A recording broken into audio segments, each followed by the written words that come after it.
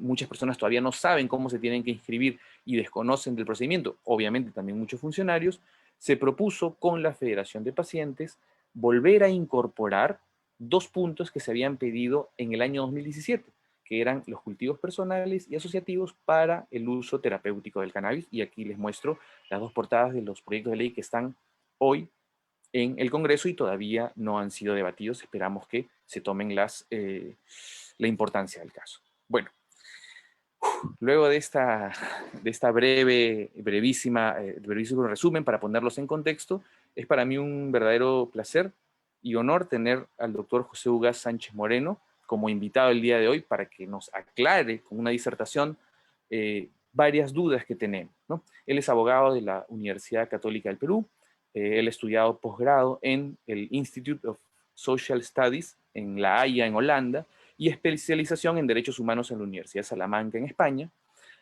Es profesor principal de Derecho Penal de la Universidad Católica, es profesor invitado en las universidades de Cádiz y Alicante, Wisconsin y Seattle, en Estados Unidos. Ha sido presidente de Proética, una organización civil para la lucha contra la corrupción. De hecho, conocemos muy bien el trabajo del doctor Ugaz, porque él ha sido procurador ad hoc de la República en casos de corrupción, como el caso Sanati, Clay, Navif, Fujimori y Montesinos. Ha sido consultor del Banco Mundial, asesor externo de la Comisión Episcopal de Acción Social para Derechos Humanos y también, entre otros, oficial de Derechos Humanos de la Misión de Paz de las Naciones Unidas en El Salvador.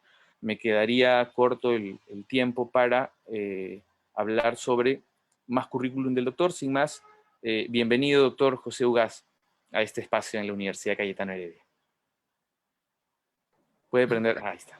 Muy buenos días. En primer lugar, quisiera agradecer a la Universidad Cayetano Heredia por esta invitación y en particular al doctor Pedro Wong, a quien he conocido recientemente precisamente a raíz de un caso penal en el que de manera absurda se ha comprendido a un joven inocente por la venta de cáñamo que está totalmente exenta de responsabilidad penal en el Perú. Yo quisiera enfocar el tema de la marihuana medicinal en un contexto un poco más amplio, es decir, poner un marco específico de cómo es que la marihuana está regulada legalmente en el Perú, para que de ahí se pudiera enfocar el debate de acuerdo al interés del auditorio en lo que es la propuesta para tratar el tema de la marihuana medicinal o terapéutica. Entonces, la idea es un poco evaluar cuál es la relación que existe en el país entre el cannabis y el derecho penal. El régimen penal del cannabis parte del artículo 296 del Código Penal, que tipifica el delito de tráfico ilícito de drogas. Y para que se pueda cometer tráfico ilícito de drogas en este país, se requieren ciertas condiciones que la propia ley establece. En primer lugar, tiene que tratarse de una droga tóxica, estupefaciente o psicotrópica. Esto es muy relevante para el tema que estamos tratando, por lo que voy a explicar más adelante y ya ha adelantado el doctor Wong. Si lo que se vende es cualquier cosa menos una droga tóxica, estupefaciente o psicotrópica, entonces no estamos hablando de delito de tráfico ilícito de drogas. Podrá ser cualquier otra cosa, pero no este delito. En segundo lugar, quien vende o comercializa estos productos tiene que hacerlo con la intención, y esto es lo que llamamos en derecho penal el elemento subjetivo, con la intención de promover, favorecer o facilitar el consumo ilegal. Uno puede preguntarse qué cosa es consumo ilegal y qué cosa es consumo legal. Bueno, ahora, por ejemplo, que tenemos una ley, la 30681, que regula el trato a la marihuana medicinal, si uno consume marihuana psicotrópica o psicoactiva, mejor dicho, con receta médica y de acuerdo a las regulaciones de la ley, ese consumo es legal. Si uno, por contrario, podría preguntarse, entonces, si yo consumo marihuana sin que sea terapéutica o medicinal, sin cumplir con los requisitos de la 30681, ¿estoy cometiendo un delito?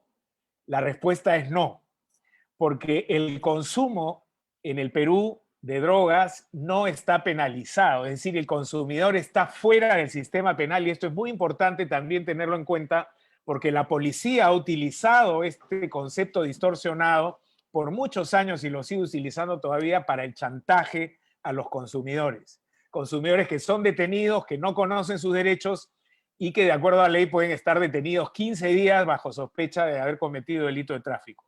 El consumo en el Perú no está penado.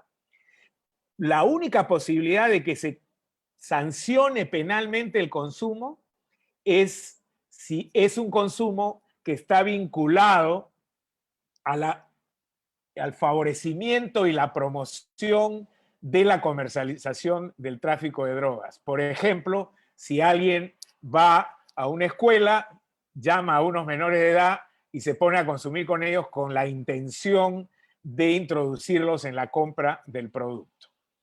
Y los medios que establece la ley para que se realice el delito de tráfico, se consume el delito de tráfico, es que el autor tiene que o comercializar o fabricar. Todas las demás conductas están fuera de este tipo penal, por lo tanto, en resumen, ¿en qué consiste el tráfico ilícito de drogas a que se refiere el artículo 296?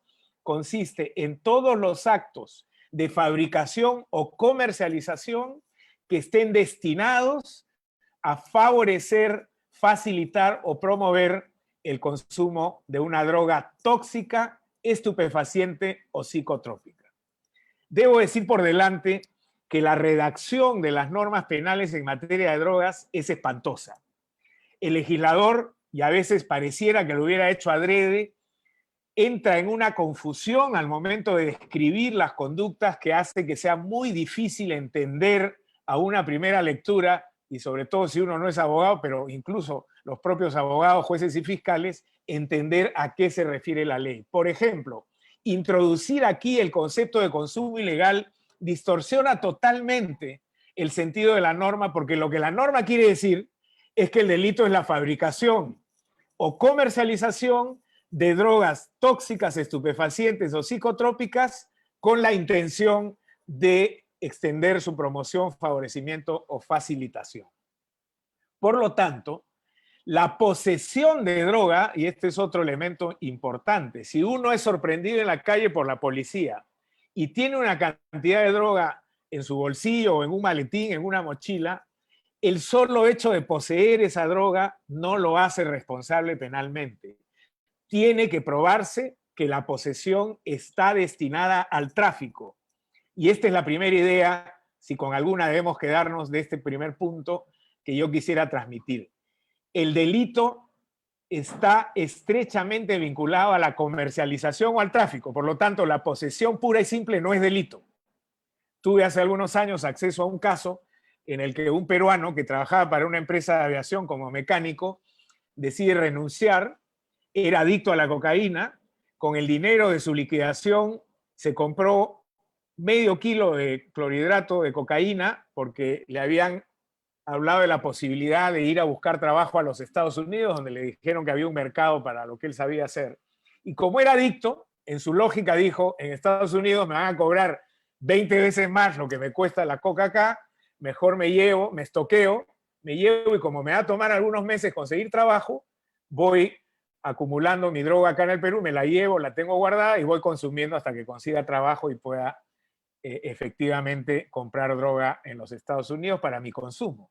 Esta persona había tenido varios internamientos, era probadamente un adicto. Fue intervenido en el aeropuerto, se le detuvo y se le envió preso bajo el argumento de que era un comercializador de drogas. Bueno, como no basta decir que uno va a comercializar, la fiscalía no le basta decir que uno va a comercializar para que lo pueda sancionar, tiene que probar el acto de comercialización.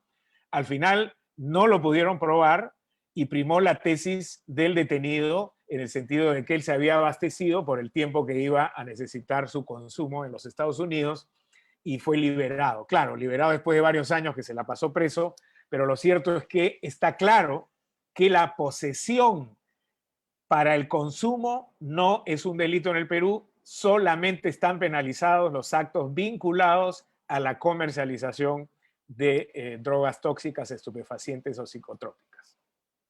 Dicho eso como introducción, entonces podemos entrar directamente a cómo está regulada la actividad del cannabis y su relación con el derecho penal.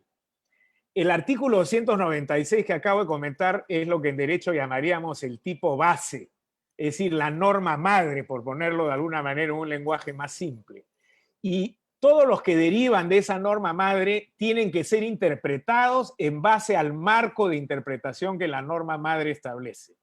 ¿Cuál es el marco de interpretación? El que acabo de mencionar hace un momento. Toda conducta es relevante en la medida en que esté vinculada a los actos de fabricación o comercialización. Por lo tanto, el 296A, y ahí está claro que esta es una norma derivada, subsidiaria, secundaria, porque lleva el mismo número de la norma madre y le han agregado una letra, sanciona la siembra o cultivo de cannabis, en la especie dice de cannabis sativa, destinada a la comercialización. Por lo tanto, si uno siembra marihuana para su propio consumo, sea medicinal o sea recreativo, pero no para venderla, esa siembra es absolutamente legal. Nadie puede ser sancionado por sembrar marihuana que no esté destinada a la comercialización conforme lo establece la norma madre, digamos, el 296. Esto, por supuesto, es lo que dice la ley. De otra manera, funcionan las agencias de control, la policía, la fiscalía, lamentablemente, o no conocen, o no entienden, o no quieren entender con la lógica del negocio corrupto. También el 296A establece que está penalizada la comercialización o transferencia de semillas de marihuana. Aquí está más claro que la venta efectivamente entra en la lógica del marco teórico de la norma madre y por lo tanto las semillas de marihuana que son comercializadas constituyen un acto de los que está penado por el artículo 296A. Los de ustedes que ya conocen algo de lo que ha explicado el doctor Wong dicen, pero bueno, y si son semillas de marihuana no psicoactiva, bueno, eso lo vamos a explicar en un momento, pero en principio, insisto, la siembra o cultivo solo es relevante desde el punto de vista penal si es que está destinada a la comercialización. El artículo 298 también es una norma derivada, establece el delito de microcomercialización. Y aquí la única diferencia con el tráfico ilícito de drogas es la cantidad de droga que se va a vender. Entonces, de acuerdo a lo que dice el 298, si la cantidad que se vende de marihuana es superior a los 100 gramos, entra en el ámbito del artículo 296. Y eso es relevante porque el artículo 296 tiene una penalidad bastante mayor que el 298.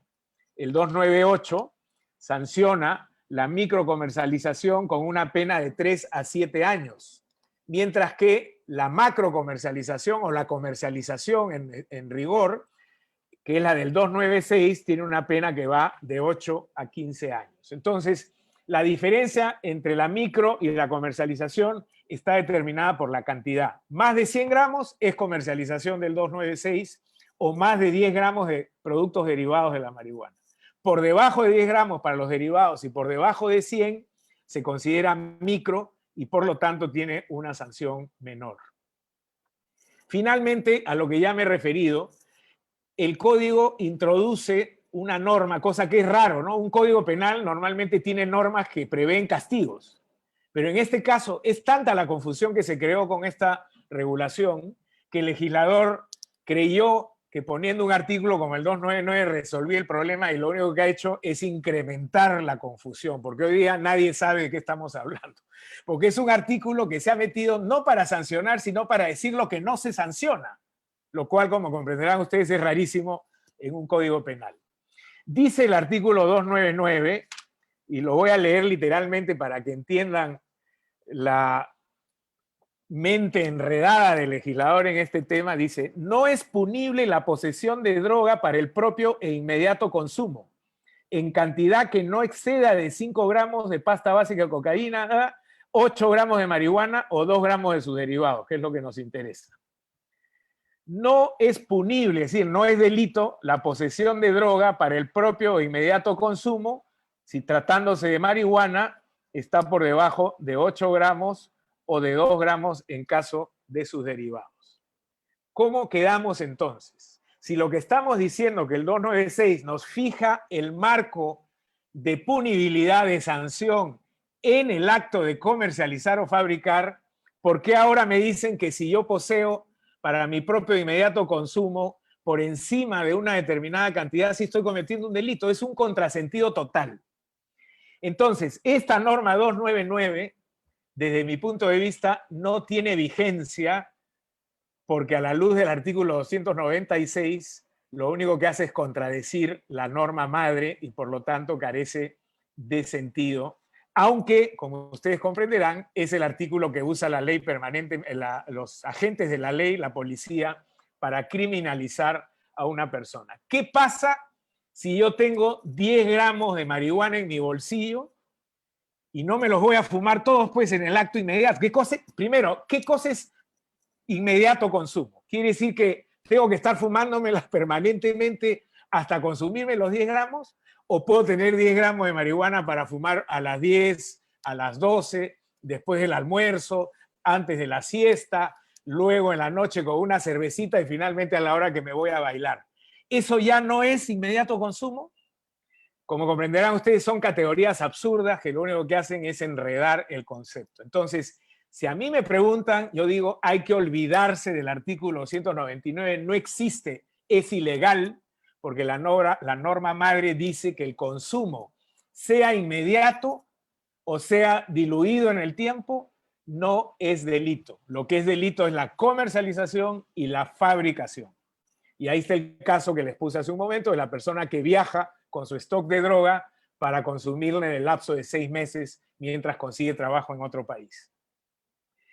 Pero creo que este es un buen ejemplo de la confusión mental y los prejuicios a los que se refería el doctor Wong al inicio de esta presentación. Bueno, rápidamente ya para terminar con algunas ideas básicas, ya lo explicó el doctor.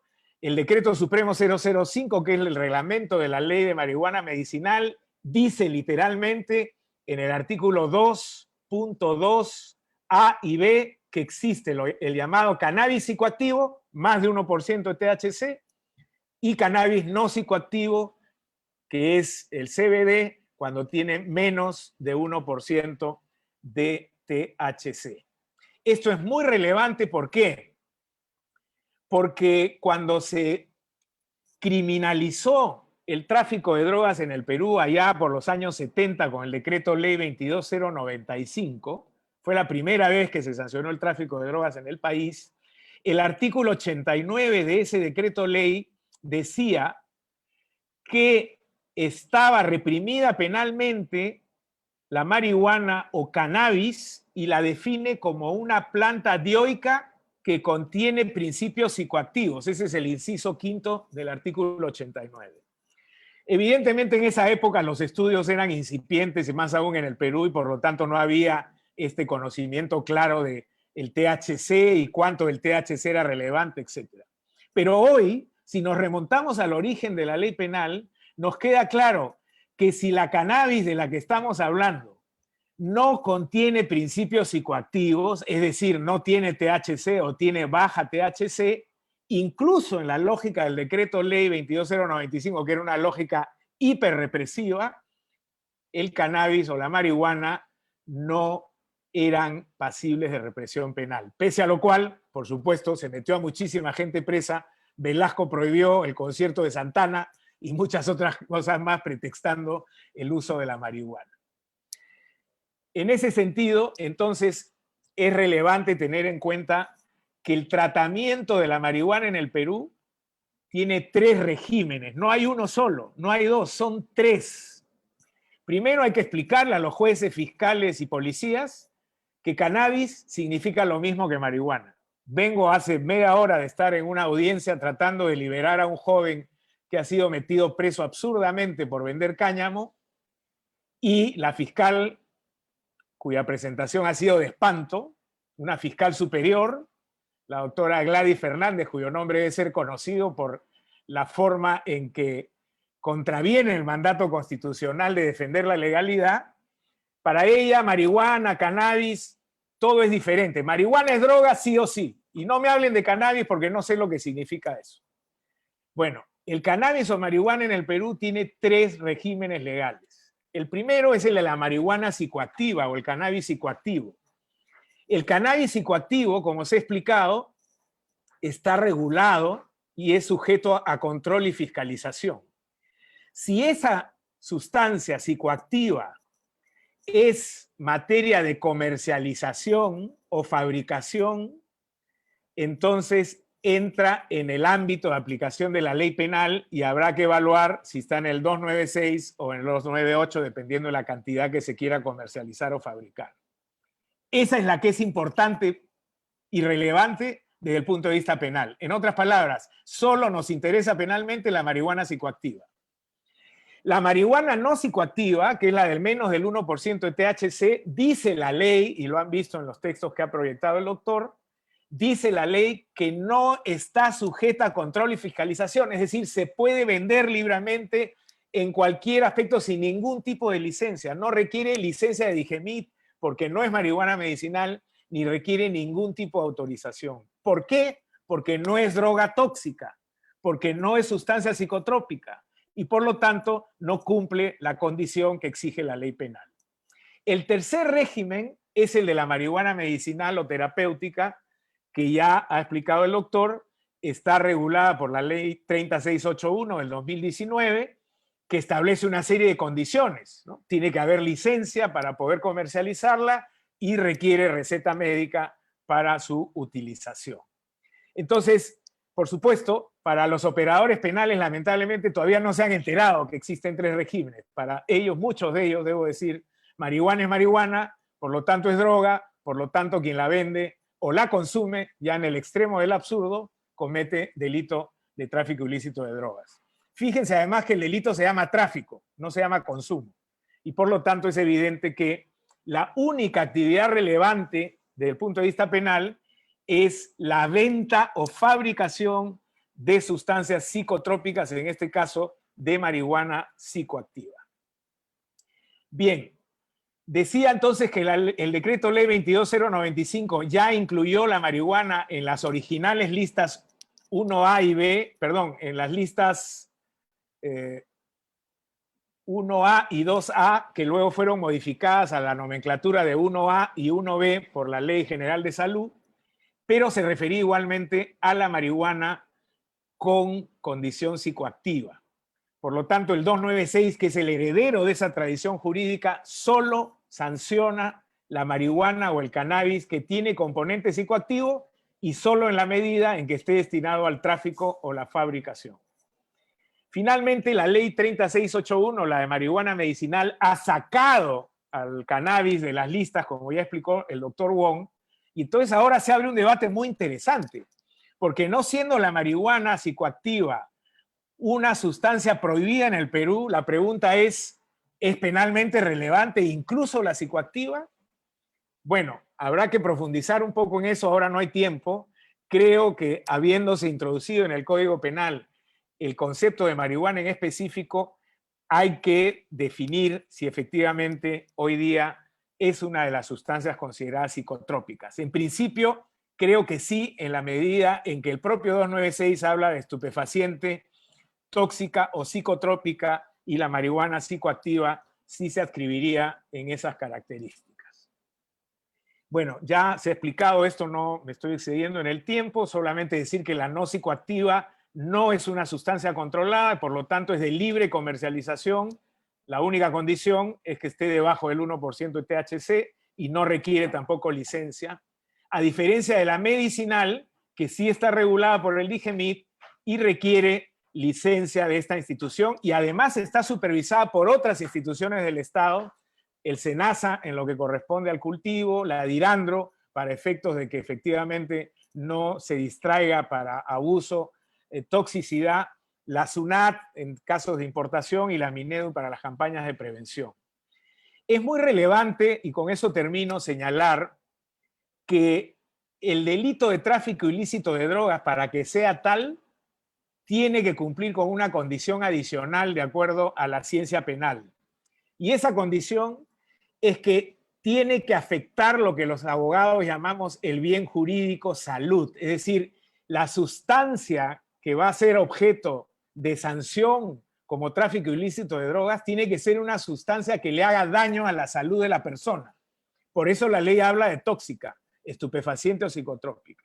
Si la sustancia como el cáñamo o el hemp es inocua para la salud, aún así uno consuma la cantidad que consuma, entonces estamos frente a una conducta que es también en lenguaje jurídico atípica, lo que quiere decir que no es delito y que por lo tanto cualquiera puede comprar, vender, consumir marihuana no psicoactiva. Y termino señalando para que vean ustedes que lo que dice la ley no se da necesariamente en la realidad.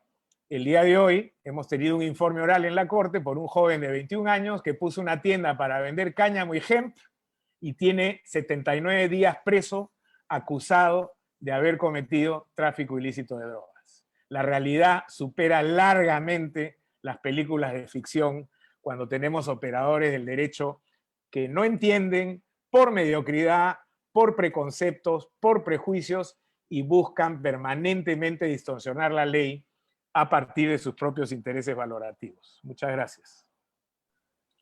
Doctor, muchísimas gracias. En verdad ha sido bastante claro con la disertación al respecto. Es importante, antes de pasar a unos casos, vamos a aprovechar al máximo todos los minutos que tenemos con usted. Hay un entendimiento por parte de nuestro sistema jurídico y de los funcionarios, no solamente en el Ministerio de Justicia, como usted lo acaba de vivir hoy por la mañana, sino en general de todas las instituciones, ¿no? Quizá para conclusión, y probablemente no lleguemos a una conclusión, es qué podemos hacer, ¿no? ¿Qué parte? Porque probablemente todos nos pueden decir, pues hay que hacer educación, ¿no? Pero con educación a veces no solamente se puede, quizá algunas habrá o existirá en este tipo de casos en los que hay muchos criterios diferentes, ¿no? ¿Alguna forma de estandarizarlos? No soy partícipe yo de poner más normas, más leyes, ¿no? Pero esa idea me queda en mente. Voy a compartir... ¿Me permite una brevísima intervención solamente sobre eso? Yo creo que sí, efectivamente hay que ir más allá de la recomendación general de educar y difundir. Y, por ejemplo, un mecanismo que podríamos utilizar, por cierto, el informe que usted ha preparado, muy ilustrativo sobre el tratamiento de la marihuana psicoactiva y no psicoactiva y la medicinal, hoy día ha sido introducido un expediente en esa corte para ilustrar a los magistrados. Pero lo que se podría hacer en un caso para generar estándares globales es plantearle a la Corte Suprema de la República que en un acuerdo plenario, donde se reúnen todos los magistrados de la Corte, hagan doctrina jurisprudencial y puedan desarrollar estos conceptos que en ese caso se vuelven de obligatorio cumplimiento para todos los jueces de la República del Perú. Ha pasado con muchos otros temas y yo creo que la Universidad Cayetano o el instituto que usted dirige y instituciones afines podríamos conjuntamente asociarnos para ir a la Corte Suprema y decirles, exigimos que ustedes hagan una interpretación de las normas penales a partir de la nueva regulación en materia de marihuana. Me parece una idea fenomenal, doctor. Yo estoy, y todas las personas que estudiamos el tema, creemos que en esta parte del proceso, porque este proceso va a continuar, ¿sí? Van a haber más personas, instituciones y profesionales de la salud que pueden verse afectos a malas interpretaciones. Entonces, teniendo en cuenta la gran responsabilidad que hay de aquí en adelante, creo que sería un acto de urgencia. Así que le tomo la palabra en vivo, doctor, para realizar esa labor, ¿sí? Y todas las personas que están aquí también. Doctor, quiero compartir con todas las personas que están aquí unos casos que pues creemos que podrían apoyar la tesis, ¿no? Ilustrativa de esta plenaria, ¿sí? Los efectos penales de la Ley 30681 pueden afectar directamente a 3 grupos, y quizá algunos otros más, ¿no? Pero en este caso, a los pacientes directamente y a la ciudadanía, a los profesionales de la salud y a las instituciones, tanto públicas o privadas. O sea, estos tres grupos de personas, porque lo penal va directamente contra las personas, sean funcionarios, pacientes, profesionales, pueden ser vistos, ¿no? Y afectados. Y van de manera satelital, por así decirlo, las políticas de represión, que probablemente van a necesitar una ilustración, y también una discriminación de usuarios en general, sean medicinales o no, que el día de hoy se vive, ¿no? Bueno, quiero empezar con el tema de los pacientes, doctor. Vamos a tomar esta dinámica. Yo voy a proponer el caso y luego usted me dará su opinión. Voy a ir poniendo y presentando, poniendo y quitando la pantalla, ¿sí? Los pacientes antes de la ley, ¿sí? Y fue probablemente una de las razones que más expuso el tema en Lima, fueron los casos de las madres con los niños con epilepsia, de Buscando Esperanza, que tuvieron un cultivo asociativo, ¿sí? Y pues ellas han sido acusadas, tanto el médico como su cultivador, como tráfico ilícito de drogas, ¿no? Pero finalmente el caso quedó, digamos, archivado, ¿sí?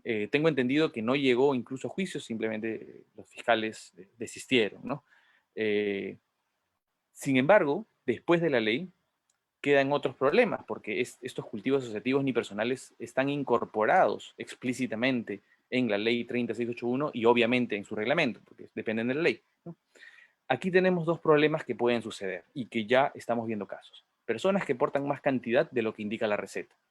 Y por otro lado, cultivos personales de una variedad de cannabis que no hay disponible legalmente. O sea, la ley te permite médicamente usar cannabis, ¿sí? Las instituciones dan los lineamientos para que se use cannabis, pero hay una área de derivados del cannabis o variedades de cannabis que todavía no cursan el largo proceso normativo y regulatorio de los registros sanitarios. Entonces, ¿qué pasa con estos pacientes que necesitan?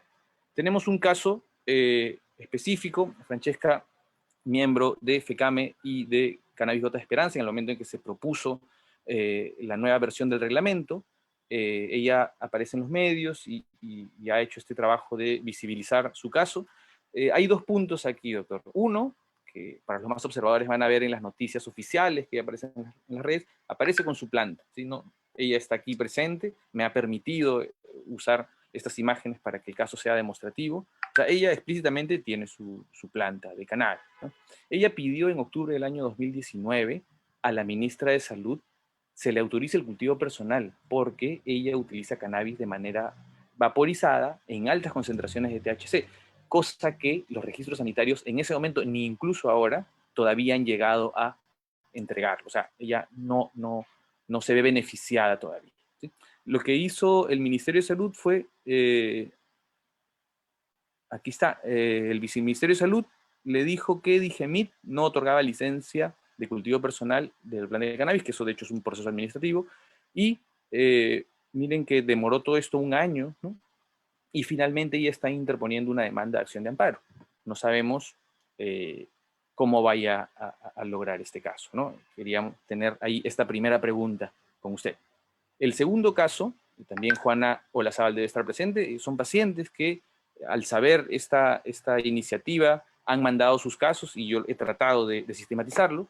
Ella ha presentado al Ministerio de Agricultura una autorización inmediata para el cultivo de cáñamo cannabis, porque ella es paciente. O sea, al Ministerio de Agricultura sinceramente no le interesaría si ella es paciente o no. O sea, ella no es que no le interesaría, sino no tendría la necesidad de mostrarlo, pero ella ha presentado su receta médica y ella, dentro de los parámetros que pide el Ministerio de Agricultura en el título noveno, en la disposición complementaria novena, lo único que tiene que presentar una persona natural o jurídica es la procedencia, ¿no?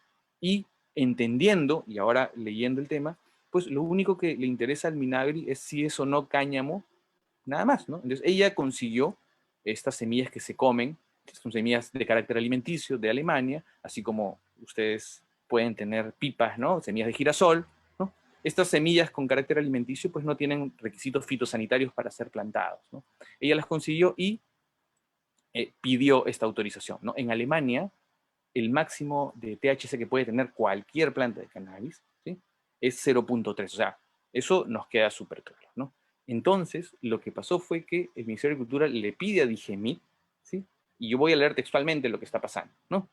Le dice a la directora de Digemit, asigna competencia, bueno, que según la ley, ¿no? Asigna competencia por utilizar el cultivo de cannabis no psicoactivo, cumplo con trasladar a su entidad la solicitud efectuada a la ciudadana para que sea atendido conforme a sus competencias. O sea, acabamos de revisar la norma, no tenemos que ser muy expertos en la norma para saber que el cultivo no psicoactivo es parte del Ministerio de Agricultura, ¿no? Pero el Ministerio de Agricultura le pasa el balón, digamos, a Digemit, ¿sí?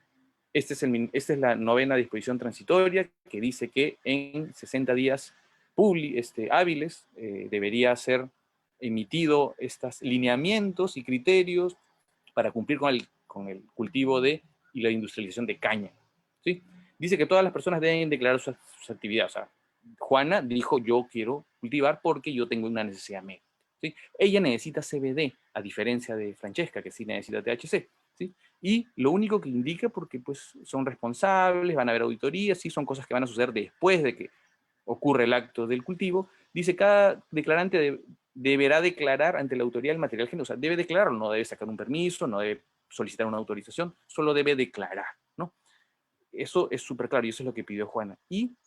Pero un tema ahí que hace ruido es que dice la realización de alguna actividad de cáñamo sin haber sido previamente licenciada por Minagri estará sujeta a acciones civiles penosas. O sea, el Minagri tiene que dar una autorización para esto, ¿no? Solamente como nota de página, estos 60 días se cumplieron el 17 de mayo del año 2019, ¿sí? ¿Cómo termina el caso? ¿Sí? El Ministerio de Agricultura le manda una comunicación a la SENASA, que es el Servicio Nacional de Sanidad Agrícola, diciéndole que esta persona está pidiendo autorización inmediata para el cultivo de cannabis no psicoactivo, haciendo mención expresa en relación de haber obtenido semillas del producto alimenticio procedente de Alemania a venta libre relacionado al cannabis no psicoactivo. Y lo que a nosotros nos ha sorprendido mucho ayer cuando yo leo el caso es que en ese sentido, al tratarse un pedido inusual que aborde el ingreso al país de ese tipo de insumos conforme al marco de sus competencias, ponemos a su disposición la información proporcionada por la citada ciudadana para las acciones que correspondan. O sea, está diciendo aquí, por ejemplo, o sea, lo que entiendo es que le están diciendo, esta persona está cometiendo un delito y te pongo a disposición. Entonces, ¿qué cosa dice SENASA un mes después? ¿Sí? Dice que estas semillas no tienen requisitos fitosanitarios, por lo cual no se puede autorizar su ingreso. Estos productos están aquí, yo no sé si estas personas saben o no que la marihuana se cultiva y todos los meses publican kilos y toneladas de incautación. O sea, al parecer la SENASA no sabe que en el Perú se cultiva cannabis, ¿sí? Y dice con relación a los criterios y condiciones que se deben cumplir, ¿no? Le informo, mire, esto es interesante, que esto está regulado por el Ministerio de Agricultura conforme al artículo 9 de disposición complementaria. O sea, el SENASA le está diciendo a Minagri que efectivamente es la responsabilidad de Minagri el cultivo, no como Minagri había tratado de enviarlo a Digemit. Y dice, motivo por el que la realización de alguna actividad de cáñamo sin haber sido licenciada está sujeta a las acciones civiles penales, ¿sí? Hay un poco de miedo. Finalmente, indicarle que el ingreso de cualquier planta, producto vegetal u otro artículo reglamentado por SENASA sin autorización constituye una entrada ilegal, el cual está sujeto a acciones legales por parte de SUNAT, con el fin de no ocasionar problemas sanitarios, comunicarse con tal. O sea, es un amedrantamiento. Voy a dejar de compartir. A ver qué opina, doctor, de estos dos casos de cultivo personal. Bueno, es exactamente lo que señalaba al final de mi primera intervención. Evidentemente hay una mezcla de prejuicio, ignorancia y temor a la reacción del sistema penal en estos casos, porque un burócrata cualquiera que escucha la palabra marihuana, inmediatamente se le prenden todas las alertas y las alarmas que lo hacen reaccionar de la manera más absurda y conservadora posible. En el primer caso de la señorita Brivio, lo que está en cuestión es, y su pregunta iba en el gráfico que presentó, ¿qué pasa? No, primero vamos a hablar del gráfico que presentó. ¿Qué pasa si una persona está poseyendo mayor cantidad de marihuana medicinal que le ha sido autorizada? Y la segunda pregunta es, ¿qué pasa si está poseyendo un tipo de marihuana que no es la que ha sido reconocida en el Perú como marihuana terapéutica o medicinal? ¿Es correcta esa pregunta? En la segunda sería un poco más fino, sería qué pasa si es que el paciente que no obtiene mediante la vía legal, o sea, que Digemit todavía no ha autorizado por registros sanitarios, o sea, por burocracia eso, hace un cultivo personal de la que necesita. Ok. Bueno, en cualquiera de los dos supuestos, ya sea cantidad o cultivo personal no autorizado, vuelvo a los principios básicos de lo que he denominado la norma madre. El 296 es contundente en el sentido que solo se puede sancionar el acto vinculado al tráfico de drogas tóxicas, estupefacientes o psicotrópicas. Por lo tanto, si el acto de consumo no está vinculado a un acto de comercialización, no es una propaganda, por decir, uno convoca a 10 personas y se pone a consumir para explicarles cómo se consume y venderles inmediatamente el producto que tiene, como, digamos, los vendedores de la Plaza San Martín, ¿no? Que exhiben su producto, lo consumen y luego lo venden. Solamente en ese caso podría hablarse de posible responsabilidad penal. Pero si es consumo por consumo, y en este caso con mayor razón, si es consumo medicinal, el derecho penal no tiene nada que hacer. Por favor, absolutamente nada que hacer, porque fíjese lo absurdo que implicaría si se reprime penalmente a alguien por consumir marihuana para su bienestar de salud. Estaría yendo precisamente contra el bien jurídico salud, que es lo que busca cautelar la norma penal. El tráfico de drogas está prohibido porque atenta contra la salud. Si yo consumo una sustancia que es buena para mi salud, que es terapéutica, que es medicinal, ¿cómo me van a acusar de cometer un acto contrario a la salud? Primero. Segundo, es evidente que el consumo de marihuana terapéutica o cannabis terapéutica no está vinculado al acto de comercialización. Es el consumo para una sensación de bienestar médico, físico, biológico. Entonces, de ninguna manera se puede considerar que la cantidad de cannabis o marihuana que se consuma puede constituir, elevarse a la categoría de delito. Eso es inaceptable de todo punto de vista. La primera pregunta que uno tiene que hacerse es, ¿ha habido actos de tráfico o fabricación? No, es puro consumo, totalmente irrelevante desde el punto de vista penal. Como dirían los penalistas, es tan irrelevante como matar una mosca. Si yo mato una mosca, penalmente hablando, eso no tiene ningún significado. Si yo consumo marihuana, así consuma 10 gramos o el máximo que aguante mi organismo, si es solo acto de consumo, no puede ser delito. Y en cuanto al cultivo sin autorización, el concepto es exactamente el mismo. Hemos visto que el artículo 298 habla de la siembra o cultivo para comercialización. Si yo siembro mi marihuana para mi propio consumo, y con mayor razón aún si es terapéutico, evidentemente eso no entra en el supuesto de la ley penal. No sé si está clara esa respuesta. Totalmente. Doctor, me voy a adelantar porque hay un caso, el tema de las instituciones, ¿no? Claramente, las instituciones, en este caso, en ambos casos de estas dos personas, ¿no?, le han negado la posibilidad, entendiendo de que administrativamente no existe, ¿no? El Ministerio de Salud puede decir, en las licencias solo hay para laboratorios, entonces al personal no existe, entonces por eso no te le podemos dar, ¿no? En el caso, esto es en el caso de la primera persona, y en el caso de la segunda persona, la solicitud al ministerio, o sea, el Ministerio de Agricultura no ha emitido la normativa, ¿no? Esta persona se ha acogido a lo que dice el reglamento, ¿sí?, que el único es identificarse, decir qué actividad va a hacer y también decir de dónde obtiene la semilla, ¿no? Entonces, el hecho de que la autoridad le deniegue y además, digamos, ¿no?, se intimide de cierta forma, ¿no?, porque todo lo que está haciendo es penal, SUNAT, ¿no?, prácticamente es un desaliento a algo que ella podría hacer, y como nos queda claro ahora, quizá no tiene un hecho penal el hecho de que ella lo haga, pero sin la autorización, como vio usted abajo, ¿no?, ellos citan a la norma, ¿no?, cualquier cosa, cualquier acto con cannabis que no está autorizado es penal, ¿no? Entonces... Eso es totalmente falso, eso es totalmente falso. Lo penal es lo que he explicado al inicio de mi presentación. Es el 296, es el 298, es el 299. Actos de comercialización, tráfico o fabricación. Todo lo demás está fuera del ámbito de la represión penal. Así Si lo diga la uno, norma, o sea, el 005. así lo diga la norma. Correcto. En las teorías de interpretación jurídica existen criterios de interpretación y uno de esos criterios es la especialidad. En materia penal, ¿cuál es la norma especial? El Código Penal. A mí una ley de DIGEMIT o del sector salud no me puede decir exacta, no puede entrar en contradicción con el sistema penal.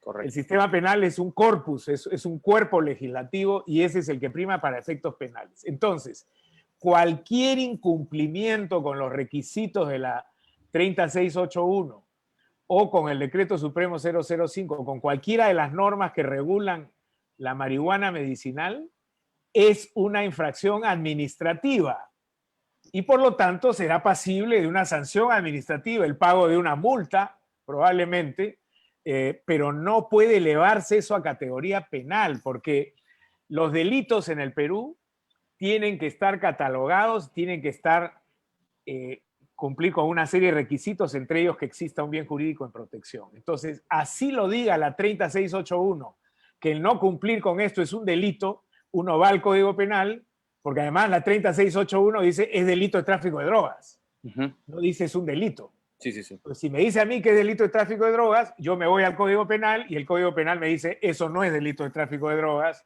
porque tú no estás comercializando ni estás fabricando.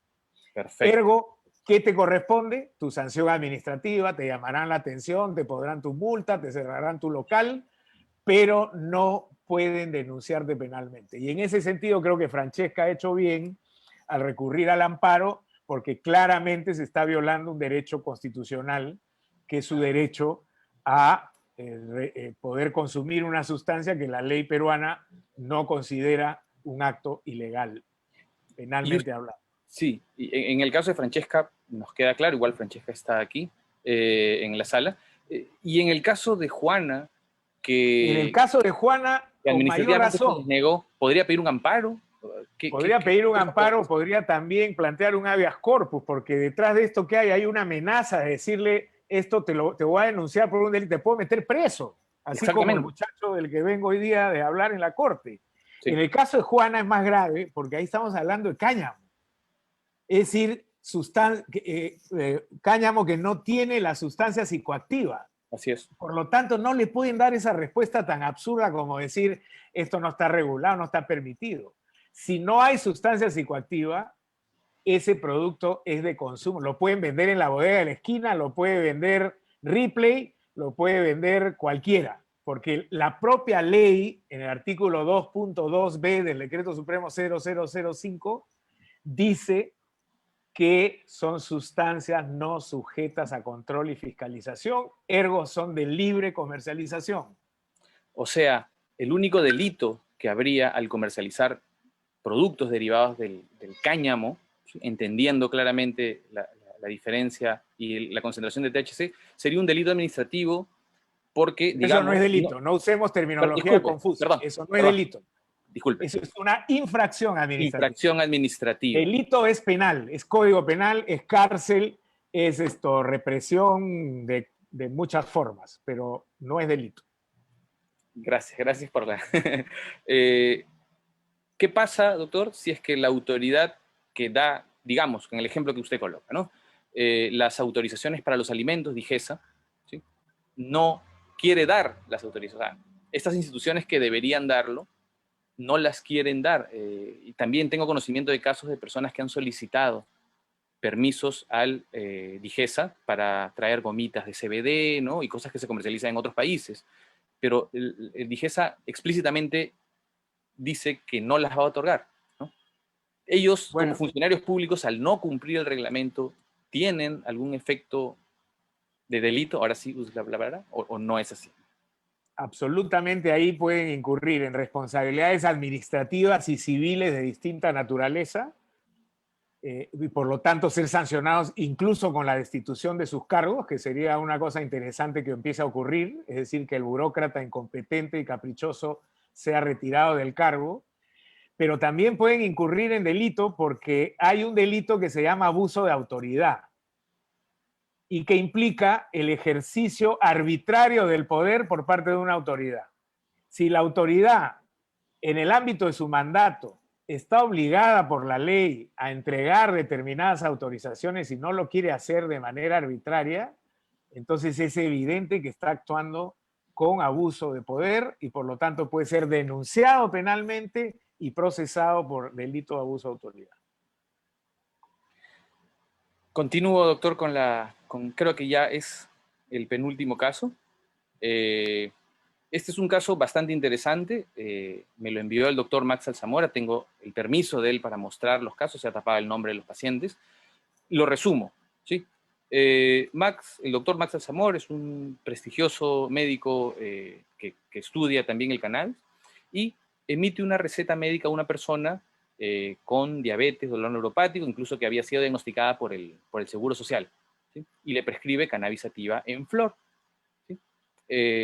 Y a los días le llega como usted ve ahí, una cédula de notificación fiscal y se le acusa, y lo he subrayado en rojo, por delito contra salud pública y suministro indebido de droga, en agravio de la sociedad. En el mismo documento que se le envía, claro, a los días o a las semanas, se le dice que, se le manifiesta que el delito es el artículo 300, ¿no? Cuyo texto dice: el médico, farmacéutico, químico, odontólogo u otro profesional sanitario que indebidamente recete, prescribe, administra o expende medicamento que contenga droga tóxica, estupefaciente, psicotrópica, será reprimido con pena privativa de la libertad no menor de 2 ni mayor de 5 años de inhabilitación. Finalmente, después de él presentarse con su abogado y explicar las razones, quizá ilustrando a estas personas con la regulación que hay con respecto al cannabis, disponen un archivo definitivo. ¿Qué pasa, doctor? Tendremos que los profesionales de salud estar yendo a defendernos ante la fiscalía, porque este artículo 300 no es solo para los médicos, sino todos los profesionales de la salud, ¿no? Que de hecho tenemos un riesgo superior a las personas que no tienen este título a nombre de la nación. ¿Podríamos incluir esto de los profesionales también en algo que haya que dejar un precedente? Aunque es claro, definitivamente, ¿no? Fíjese, toda ruta nueva que se abre sobre temas que generan cuestionamientos a ciertas estructuras valorativas no se cambian de la noche a la mañana, por más leyes que haya, ¿no? Mire usted las controversias que hay alrededor del aborto, de la pena de muerte, ¿no? Son temas siempre muy álgidos, ¿no? Y generar un cambio de cultura y de aproximación libre de prejuicios requiere pues una transformación cultural, a veces incluso exige cambio generacional, ¿no? Yo hubiera querido grabar a esta fiscal superior hoy día hablando con una energía casi a gritos, ¿no? De su sagrada labor para cautelar la integridad del Estado peruano, ejerciendo el derecho al castigo a quienes quieren vender estas drogas que tanto daño le hacen, etcétera, etcétera, etcétera, ¿no? Para efectos del cáñamo. Y esa señora, claro, habla desde su propia ignorancia porque no tiene idea de la diferencia, a pesar de que se le ha explicado, entre marihuana psicoactiva y no psicoactiva. Entonces, yo sí creo que lo que va a tocar es un camino que va a estar plagado de estas circunstancias donde gente va a ser investigada, denunciada, incluso apresada, como en el caso del joven del que he hablado antes, pero esos procesos se pueden acelerar a través de mecanismos institucionales, ¿no? Que vayan más allá de la simple difusión, como este evento. Uno de ellos es el que le mencionaba, que es, por ejemplo, buscar un acuerdo plenario de la Corte Suprema que genere una doctrina que sea de obligatorio cumplimiento para los jueces. Cuando hay sentencias que resultan emblemáticas, esas sentencias se le puede dar incluso lo que nosotros llamamos carácter vinculante, se convierte en un precedente. Entonces hay que ir construyendo una estructura que nos permita tener defensas menos subjetivas para casos como los que usted está comentando, ¿no? Es decir, mañana a este médico lo quieren investigar o lo quieren detener o lo quieren denunciar y él puede sacar una sentencia diciendo: en la sentencia tal que se produjo en Cajamarca, en el caso tal, en el año tal, la Corte resolvió en ese sentido. y usted no me puede a mí acusar de algo que ya la Corte ha dicho que es legal, por ejemplo. Entonces sí creo que es importante tratar de establecer estos hitos institucionales que permitan ir cerrando el espacio de la arbitrariedad y de la ignorancia y los prejuicios en estos casos, ¿no? Es un campo totalmente nuevo. ¿Hay algunos precedentes al respecto, doctor? ¿Usted conoce de algo similar o todavía está el camino por hacer? Mire, en caso de marihuana, medicinal, cáñamo y estos temas, el primer caso que conozco es este en el que estoy involucrado ahora.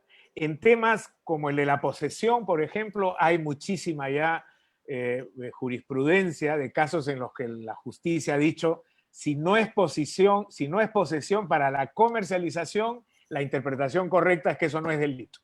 A pesar de que autoridades, como repito, negligentes, ignorantes o prejuiciosas o maliciosas, porque esto se presta a muchos actos de corrupción también, pretendan torcer el sentido de la ley. Gracias, doctor. Y para finalizar, bueno, solamente quería hacer una aclaración o quizá discutir al respecto, ¿no?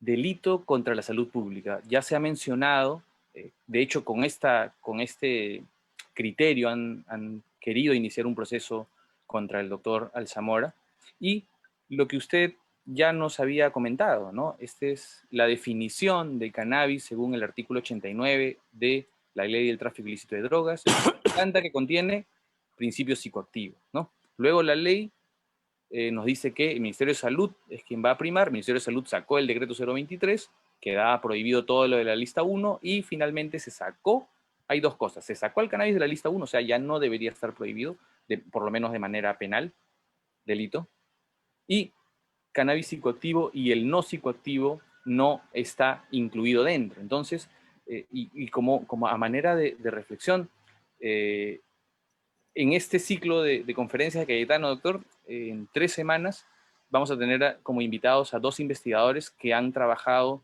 con cannabis en Canadá y Estados Unidos y están tratando síntomas del coronavirus con marihuana, ¿no? Entonces, ¿habrá alguna posibilidad de evaluar o reevaluar este tema que es delito contra la salud pública? Porque probablemente cannabis, teniendo todo lo que ya sabemos que tiene, con los pocos años que tiene de investigación, porque hay que recordar que hasta el año pasado estaba prohibido en el Perú y en muchos países estudiarlo, ¿no? Con la opinión favorable de la OMS, ratificada con las Naciones Unidas en enero de este año, la marihuana es una planta que tiene beneficios terapéuticos. ¿Hasta dónde va a aguantar esto del delito contra la salud pública? Solo para tenerlo en mente, quiero pasar estas 2 finales y hacer un cierre de conclusiones. Tenemos instituciones públicas que, como ya lo vimos en los casos anteriores, no cumplir los plazos de ejecución estipulados por el reglamento sí pueden hacerse, o sea, hay infracciones en este caso, ¿no? Por ellos, pero también en las privadas por comercializar lo estipulado fuera del reglamento. O sea, no son delitos, ya lo aprendí, son infracciones, ¿no? Y estas infracciones, como sucede con los medicamentos, pueden tener o no algunas repercusiones mayores que otras. Al final, un paciente que compra un producto informal, ¿sí? Si bien el que fabrique ese producto no podría tener algún tema penal si es en marihuana, sin embargo, los pacientes sí se pueden ver perjudicados, ¿no? Porque al final un producto informal no cumple los parámetros sanitarios y control de calidad, por lo menos vigentes, ¿no? Finalmente, y quiero aprovechar en saludar a mi amigo Ricardo Soberón, que está por acá. Ellos han tenido una iniciativa hace varios años de la Línea Verde por el tema de la corrupción y el tema de del desconocimiento por parte de las autoridades sobre la posesión de cannabis, ¿sí? Quería que usted nos dé una opinión. En los medios hace un mes, ¿no?, un congresista salió bueno, comentó de que él es usuario de cannabis. Sin embargo, esto trajo una ola de comentarios bastante discriminatorios, que de hecho, dicho sea de paso, ya hay algunos delitos contra la discriminación. No sé si puede aplicar a los usuarios de esta sustancia. Pero por otro lado, se le ha abierto un proceso en el Congreso que yo sé que no se rige, ¿no?, mediante las normas comunes, ¿no? Pero vemos que es un proceso de discriminación. Esto también ocurre, y esto es un hecho, también nos han escrito estos días, porque sabemos que hay, digamos, instituciones públicas o privadas que discriminan a los usuarios de cannabis, claro, si es que es para manejo de maquinaria y vehículos, con todo derecho, ¿no? Sin embargo, solo por el hecho de usarlo, eso de hacer los exámenes, es legal hacer a los trabajadores de una empresa exámenes toxicológicos, no teniendo el riesgo de las maquinarias o los vehículos, en los seguros de vida. Los usuarios de drogas tienen, digamos, menos posibilidades de ser reembolsados, ¿no? Porque ¿no? se les acusa de que ellos están poniéndose en riesgo, ¿no? ¿Qué tan esto deberá cambiar? ¿Cómo lo ve usted? Hay una discriminación cultural. La cantidad, por lo menos en Estados Unidos, de personas afrodescendientes es mucho mayor en temas penales, ¿no? Con respecto a las personas, digamos, caucásicas, ¿no? Esto también puede ocurrir, bueno, de hecho ocurre, ¿no? Si vemos algunos programas de televisión de populares, pues cuando tratan de discriminar a los usuarios, pues se ponen sus gorros rasta y todo esto, ¿no? Esto sería algún tipo de delito. Y por último, ¿no? Las políticas de represión de drogas, ¿habrá algún cambio en estas? Yo creo que con estas podemos cerrar, doctor.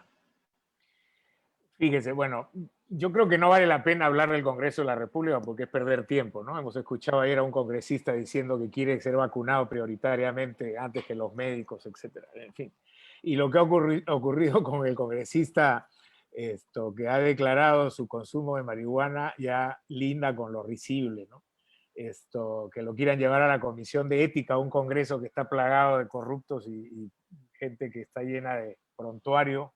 Es ridículo. Pero efectivamente existen prácticas discriminatorias vinculadas al estereotipo de la drogadicción en general, ¿no? Y la marihuana, por supuesto, por muchos años ha ido afirmándose como un concepto que se adhiere al estereotipo de la drogadicción. Y como usted bien señala, salvo aquellos casos en los que se trate de sustancias que pueden generar algún tipo de alteración, que puedan poner en riesgo a terceros, piloto de avión, automotores, maquinaria, etcétera, todo lo demás entra en el ámbito de la vida privada y la constitución política del Estado y el Código Penal protegen el derecho a la intimidad. Por lo tanto, nadie debería poder entrar en mi ámbito privado a hacer averiguaciones que yo no quiero autorizar a que averigüen. En el tema de los seguros y otras instancias donde se exige constancias de no consumo para los deportistas, etcétera, bueno, habría que ver efectivamente si hay alguna relación causal entre la sustancia que se está averiguando, se quiere proscribir de uso respecto de la actividad que lo pide. Los seguros seguramente tienen que, valga la redundancia, los seguros probablemente lo hacen en función a seguros automotores, etcétera, ¿no? El seguro de salud no tendría por qué bloquear a un cliente que consume marihuana, por ejemplo, medicinal, si por el contrario lo que está haciendo es mejorar su condición de salud y no empeorarla. Entonces, yo creo que hay que ver caso por caso y actividad por actividad. Constituyen actividades discriminatorias sin duda, ¿no? Todo estereotipo que implique la restricción al ejercicio de la dignidad de una persona, ya sea por raza, por condición social o por determinado tipo de prácticas o vestimentas, siempre y cuando no lesionen derechos de otros, son prácticas discriminatorias y hoy existe un delito de discriminación, existen también los delitos contra el honor, ya sea difamación, injuria, calumnia, que uno puede recurrir a plantear si es que se siente ofendido por alguna de estas cosas. Pero su pregunta final es, ¿esto va a cambiar? Yo sí creo que va a cambiar, pero como todos los cambios relevantes de temas que tienen un afincamiento profundo en la cultura, toma tiempo. Estos son procesos acumulativos, digo yo, ¿no? Son pequeñas victorias que se van acumulando hasta que de pronto se produce un salto cualitativo y pasamos ya a una situación como la de Uruguay, Estados Unidos, otros países donde se ha quitado en general el estereotipo y se ha permitido mayor razonabilidad en el manejo de este tipo de sustancias, ¿no? Doctor, tenemos ¿no? un camino bastante largo, me parece, en esta área. Ha sido un placer tenerlo a usted por aquí. De hecho, hay algunas preguntas pequeñas que nos han hecho durante la emisión de este capítulo y yo creo que se han tratado de absolver dentro de los tiempos razonables para no abusar del tiempo de ninguna de las personas que está aquí presente. Yo le podría hacer llegar con la confianza del caso algunas de las preguntas que se han emitido para poder publicar algunas de las respuestas en las páginas de la universidad, si fuera tan amable. Y bueno, agradecer su presencia, agradecer la presencia de las personas que han estado hoy acompañándonos, que han pasado los 80, y dejo la palabra, bueno, si usted tiene alguna palabra final, doctor Ugas, antes de dejar la palabra al doctor Ernesto Gosser. No, quiero agradecerle la oportunidad de compartir estas reflexiones y, por supuesto, considéreme un aliado para lo que ustedes estimen pertinente. Muchas gracias, doctor. Lo estaremos molestando para invitarlo a nuestro diploma a disertar también algún tema específico con las personas que estén interesadas en seguir estudiando. Gracias, doctor. Bueno, buenas tardes ya. Muchas gracias, doctor Ugas. Yo creo que ha sido una participación bastante didáctica y nos ha permitido entender cosas que otros no entienden o reforzar los elementos a los cuales podemos tener derecho y separar lo que es delito de lo que es infracción. Y además me parece importante lo que usted señalaba en sus últimas intervenciones, que se trata de un proceso, ¿no? En el que no todos están alineados, y por eso en los esfuerzos que hemos venido haciendo en los cursos que ha realizado la universidad y que ahora se convierten en un diplomado, hemos justamente tratado de convocar a gente de diferentes disciplinas y también abordar el tema de la parte regulatoria, y este punto es un punto, son temas que van apareciendo, por eso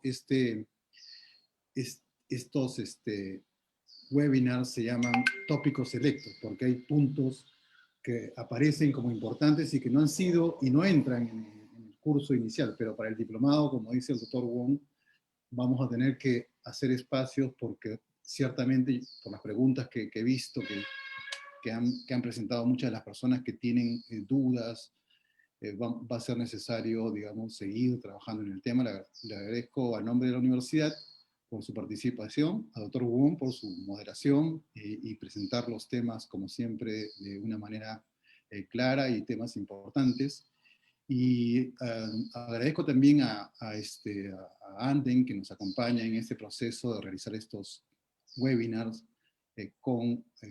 para poder llevar temas importantes a la comunidad. Y le tomamos la palabra para consultar algunas cosas sin abusar, como dice el doctor Wong, pero sí para esclarecer, ¿no? Porque yo creo que todos tenemos que esclarecernos. Hay cosas en las que tenemos dudas, y ese miedo que se pone con que esto es delito, ¿no? Usted nos ha explicado muy claramente que una norma de menor jerarquía o de otro ámbito no puede utilizarse para lo penal. Me ha parecido muy interesante, cosas que se han tocado ahora. Muchas gracias, doctor Ugas, muchas gracias, doctor Wong, muchas gracias a todos, a todas y todos los participantes. Mantengámonos con los mejores cuidados porque estamos todavía en una pandemia que requiere todavía de un esfuerzo grande para salir adelante. Muchas gracias. Ustedes, hasta luego. Luego. Hasta luego, gracias. Adiós.